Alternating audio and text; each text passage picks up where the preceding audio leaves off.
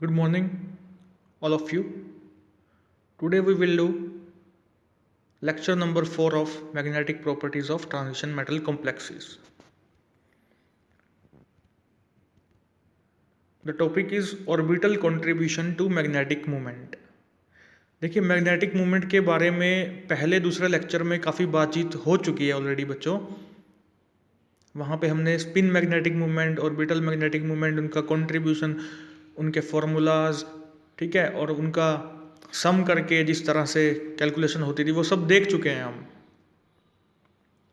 और एक छोटे लेवल पे हमने बात की थी लेंथेनाइड्स में, है ना, कि ऑर्बिटल कंट्रीब्यूशन कैसे प्रभावित करता है किसी चीज़ को, कैसे होता है, लिगेंड्स का क्या रोल होता है। तो उसका थोड़ा उसको खोल करके उसके बारे में आज बातचीत करेंगे, ठीक है, थोड़े बड़े लेवल पे। तो देखिए ज़रा, we already studied that some complexes give more magnetic moment value than spin magnetic moment, and that is because of orbital contribution to magnetic moment। ठीक है, पहला लेक्चर का एक निचोड़ है ये आपके सामने, ठीक है। Spin angular momentum of electron is independent of chemical environment. हाँ, ये चीज़ नहीं है। देखिए जो स्पिन एंगुलर मोमेंटम देख लीजिए, थोड़ा सा बता देता हूँ।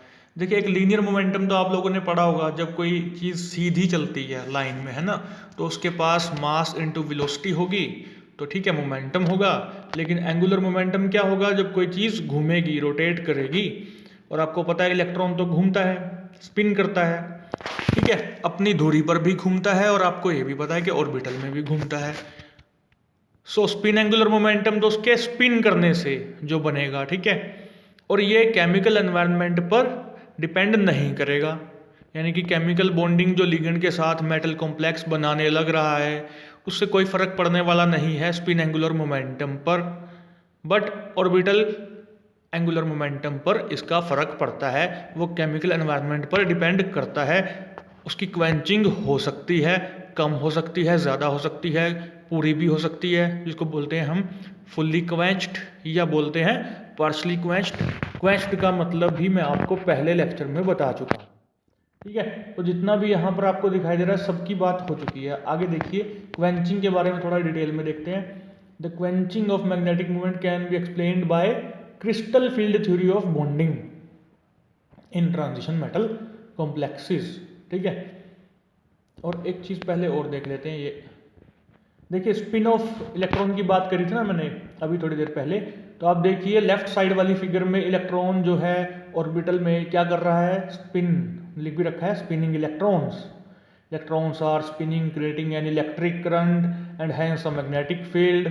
और उधर से देखिए राइट साइड वाली फिगर में भी देख लीजिए, इलेक्ट्रॉन एक ऑर्बिटल से दूसरे ऑर्बिटल में जा रहा है, and electrons move from one orbital to another creating a current and hence a magnetic field।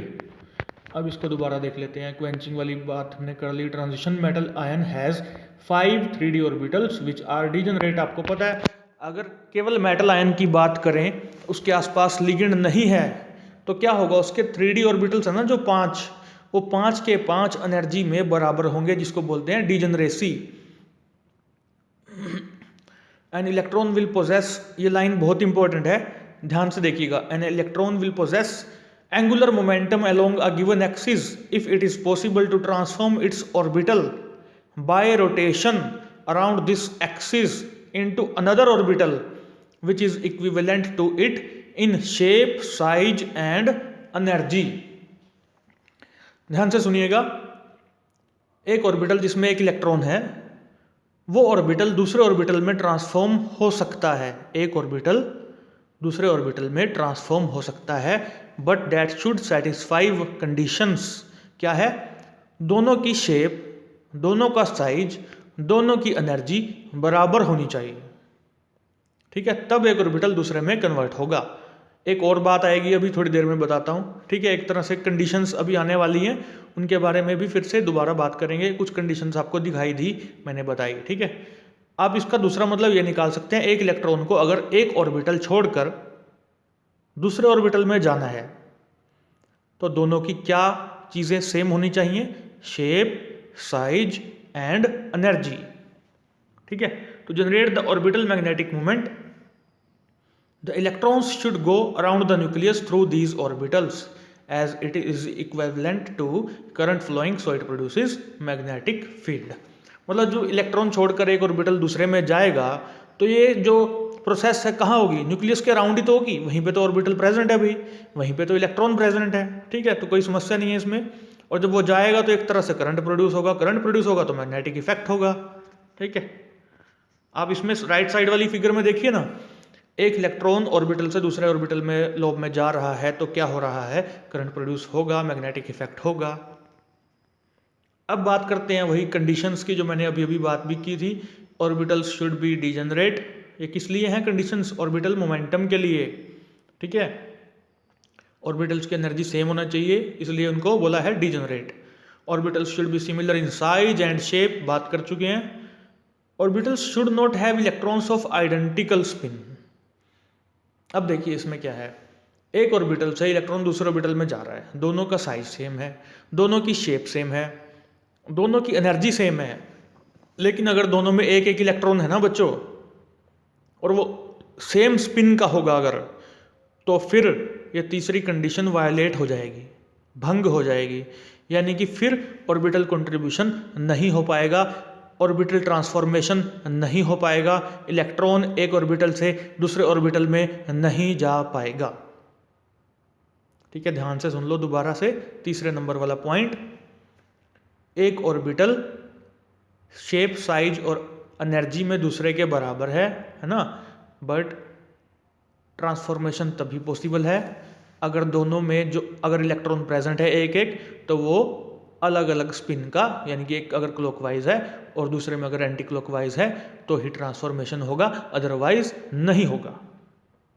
ठीक है। इसको थोड़ा सा और देखेंगे, अभी फिगर्स में भी दिखाऊंगा आपको, अभी एक बार पढ़ लीजिए, सुन लीजिए, उसके बाद आप लोगों को मैं फिगर में भी दिखाने वाला हूं थोड़ी देर में कि क्या बात कर रहा हूं मैं, ठीक है। The orbital angular momentum along the given axis possessed by the electron in such an orbital will be numerically equal to the number of times, देखिए number of times the orbital gets transformed into the equivalent orbital during a rotation of 90 degree around the axis। ये पूरी line का क्या मतलब है अभी बता देता हूं, देखिए फिगर में दिखा देते हैं आपको। यहां पर जो लेफ्ट साइड वाली फिगर है, ठीक है, उस पे ध्यान देना है आपने, इस पे फोकस करना है बस। जेड एक्सिस आपके सामने है, यानी कि आप देख रहे हैं ना इस फिगर के सामने एक्सिस दिखा रखी है, एक्स वाई जेड, एक्स है राइट साइड पे, वाई है ऊपर की तरफ, और जेड एक्सिस कहाँ है, जेड एक्सिस आपके मोबाइल की स्क्रीन से निकलती हुई आपके फेस की तरफ आ रही है, ये समझ लीजिए। आप कंप्यूटर पे बैठे हैं तो कंप्यूटर के स्क्रीन से जेड एक्सिस आपके फेस की तरफ, आपकी बॉडी की तरफ आ रही है, वो जेड एक्सिस है, इमेजिन कर लेना, ठीक है। तो देखिएगा इस जेड एक्सिस पे आप, इस जेड एक्सिस को आपने पकड़ना है, इमेजिन करिए, और आपने रोटेट करना है। किसको रोटेट करना है, दो ऑर्बिटल्स आपके सामने हैं, फिलहाल आप सोच लीजिए कि डैश डैश डैश वाला नहीं है, dx square minus y square है, जो कि थिक लाइन से बना हुआ है, डार्क लाइन से बना हुआ है, ठीक है। एक्स और वाई एक्सिस पर इसकी लोब्स प्रेजेंट हैं। इस ऑर्बिटल को 45 डिग्री 45 डिग्री पर रोटेशन दीजिए, लेकिन हमने जो रूल पढ़ा है वहां 90 डिग्री है, ठीक है। फिलहाल हमने 45 डिग्री की रोटेशन दी, तो इसकी लोब्स थोड़ा थोड़ा आगे जाएंगी 45 डिग्री पर, और बनने वाला ऑर्बिटल क्या होगा, dxy। मैं मानकर चल रहा हूं कि आप लोगों को डी ऑर्बिटल्स की शेप्स पता है, क्योंकि first year BSc first year में आप कर चुके हैं, +1 +2 में आप कर चुके हैं, ठीक है। फिर भी अगर नहीं पता तो मैं भी दिखा भी देता हूं आपको, ठीक है। लेकिन एक बार देखिएगा जरा, dx square minus y square, जिसकी जो लोब्स हैं वो x और y एक्सिस पर प्रेजेंट हैं, जब हम 45 डिग्री पर घुमाएंगे, रोटेट करेंगे, then it will transform into dxy orbital. अब सोचिए कि अगला 45 डिग्री और घुमा दें तो क्या होगा, तो दोबारा से dx square minus y square orbital बन जाएगा। रूल कहता है कि आपको 90 डिग्री की रोटेशन देना जरूरी है, और बताना है कि 90 डिग्री में कितने दूसरे ऑर्बिटल्स बने, ठीक है। तो कितने बने, दो बने ना, हमने dx square minus y square से घुमाया 45 डिग्री, बन गया dxy, दोबारा 45 डिग्री घुमाया, बन गया dx square minus y square.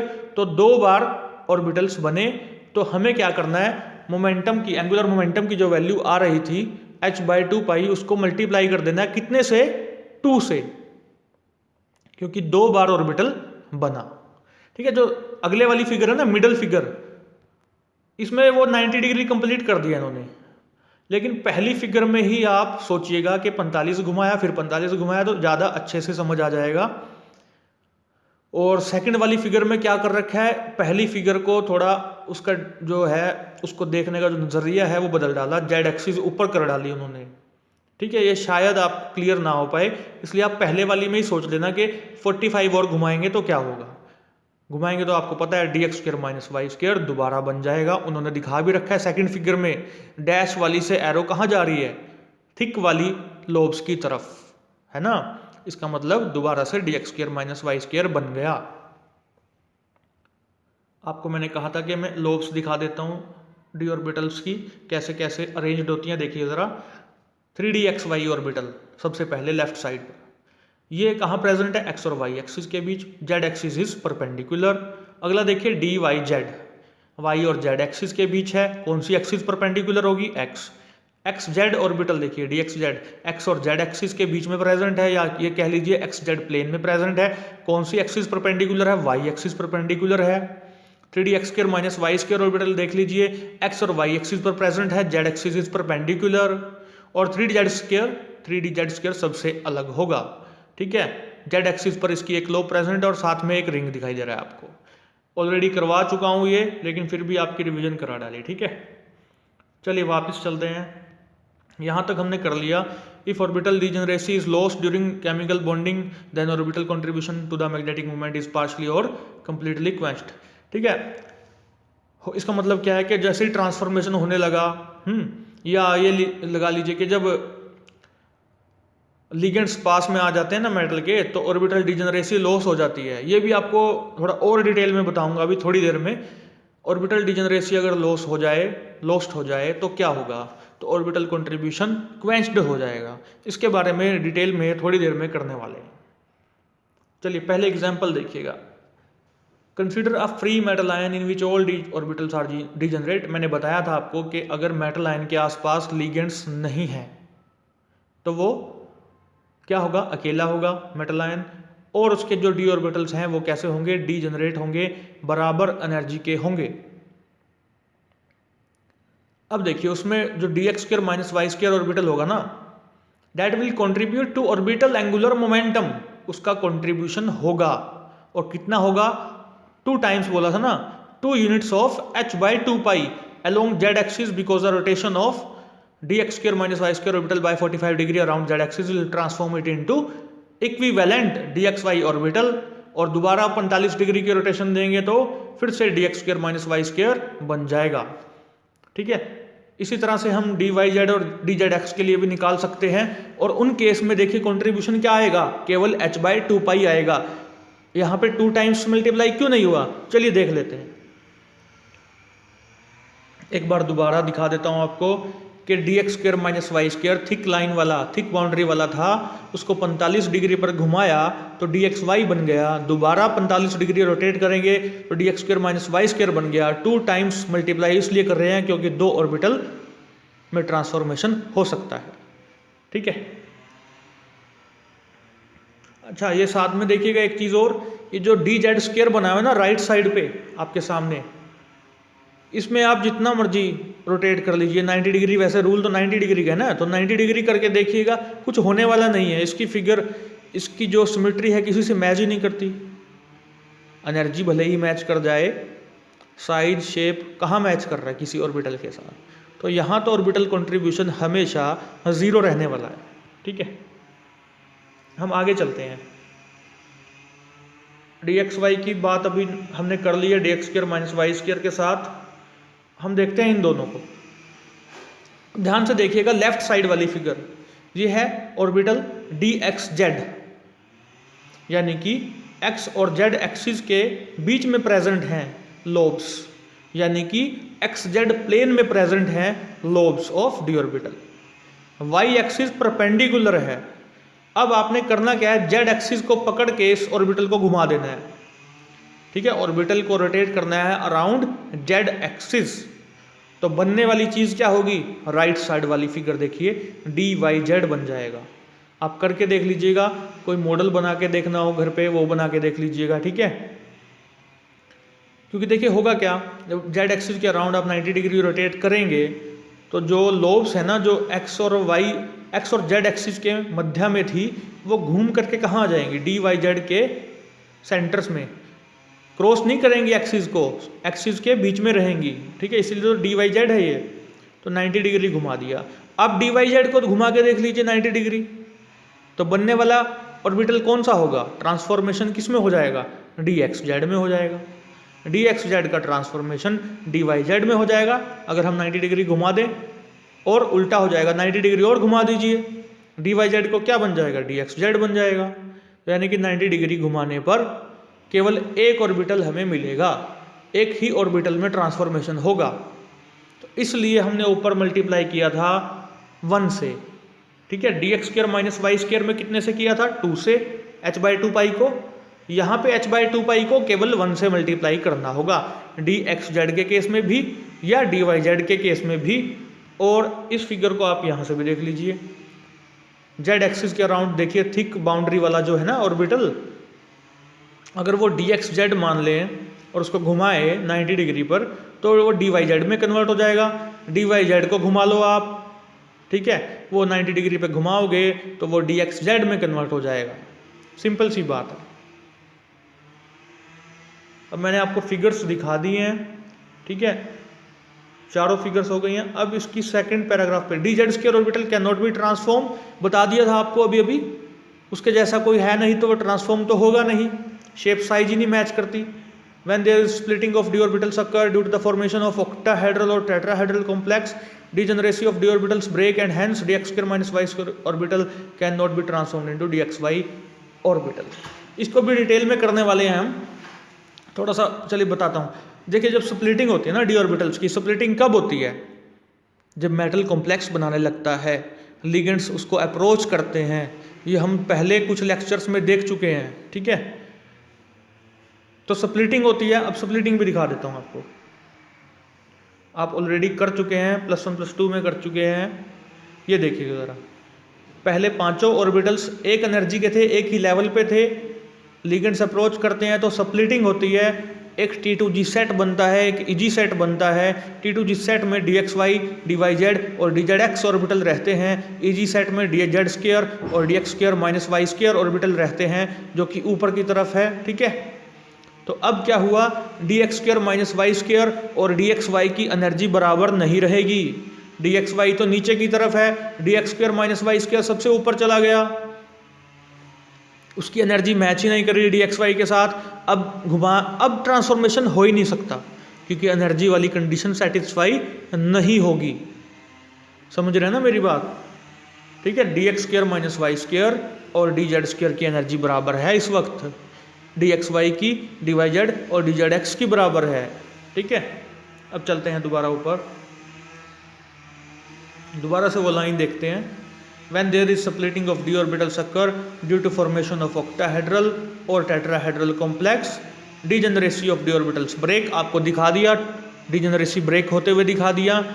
T2G set बना, EG सेट बना, टेट्राहेड्रल में क्या बनता है, T2 और E सेट बनता है, वो भी दिखाऊंगा आपको, ठीक है। तो इस वजह से क्या होगा, DX square minus y square orbital transform नहीं हो सकता। किस में, DXY ऑर्बिटल में ट्रांसफॉर्म नहीं हो सकता। चलिए आगे चलते हैं, यहाँ तक हमने देख लिया है। Quenching of orbital angular momentum in octahedral complex, अभी आपको दिखाया, देखिए स्प्लिटिंग के डी ऑर्बिटल्स ब्रेक कर रहे हैं, किसमें, T2G और EG में ब्रेक कर रहे हैं। आपको ये भी बता दिया कि अब DX square minus y square की एनर्जी अलग है DXY से, DXY की काफ़ी कम है, DX square minus y square की ज़्यादा है, दोनों का ट्रांसफॉर्मेशन पॉसिबल नहीं है ना। However, there is orbital contribution along z axis because of DZX and DYZ orbitals, क्योंकि वो अभी भी एनर्जी में बराबर हैं। दोबारा देख लीजिए, ये तीनों के तीनों बराबर हैं एनर्जी में, आप देख सकते हैं ना ब्लॉक्स को।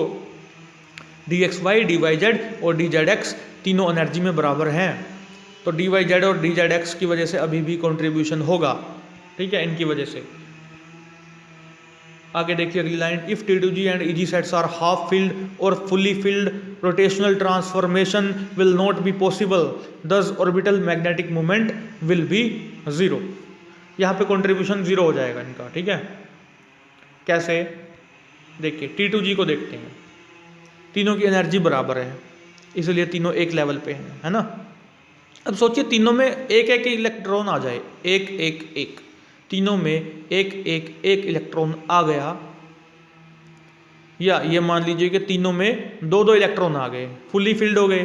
फुल्ली फिल्ड हो गए तो एक इलेक्ट्रॉन एक ऑर्बिटल का दूसरे में जाएगा नहीं, हाफ फील्ड में जा तो सकता है लेकिन जाएगा कब, जाएगा कब, अगर स्पिन अलग होगी, मतलब एक में अगर क्लॉकवाइज है दूसरे में एंटी क्लॉकवाइज है तब तो जा सकता है। बट आपको पता है जब हम फिल करते हैं इलेक्ट्रॉन्स तो पहले सभी को या तो क्लॉकवाइज ही करो या एंटी क्लॉकवाइज करो, तो अगर सब में क्लॉकवाइज हैं तो फिर कंट्रीब्यूशन नहीं होगा, ठीक है। लेकिन स्पिन अगर अलग अलग है तो बिल्कुल होगा, ठीक है।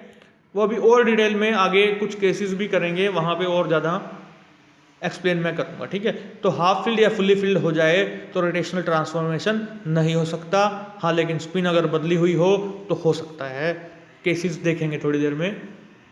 लीजिए केसेस आ चुके हैं, एक तरफ हाई स्पिन और ऑक्टाहेड्रल है और एक तरफ लो स्पिन ऑक्टाहेड्रल है।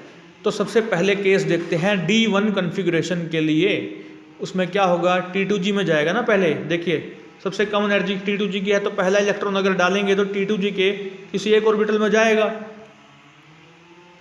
अब देखिए high spin octahedral T2G1 expected है, यहाँ पर क्या एक्सपेक्टेड है, ऑर्बिटल कंट्रीब्यूशन, क्योंकि बाकी दोनों तो खाली है ना, तो वो ऑर्बिटल जो DXY है या DYZ है या DZX है जिसमें भी वो इलेक्ट्रॉन है वह बाकी दोनों में जा सकता है, ट्रांसफॉर्मेशन इज पॉसिबल, इसलिए लिखा है एक्सपेक्टेड। लो स्पिन हो या हाई स्पिन हो बात है कि ये एक्सपेक्टेड रहेगा।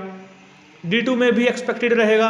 D3 में क्या दिक्कत होगी, अभी तो बताया था, ये देखिए ये सामने जो आपके तीन ऑर्बिटल्स हैं अगर एक एक इलेक्ट्रॉन इन तीनों में आ जाए, स्पिन सेम रहेगी, तो क्या एक इलेक्ट्रॉन दूसरे में जा सकता है, नहीं जा सकता, क्योंकि स्पिन सेम है। आपको शुरुआत में भी बताया था कंडीशन, ठीक है। तो T2G3 में नॉट एक्सपेक्टेड दोनों जगह।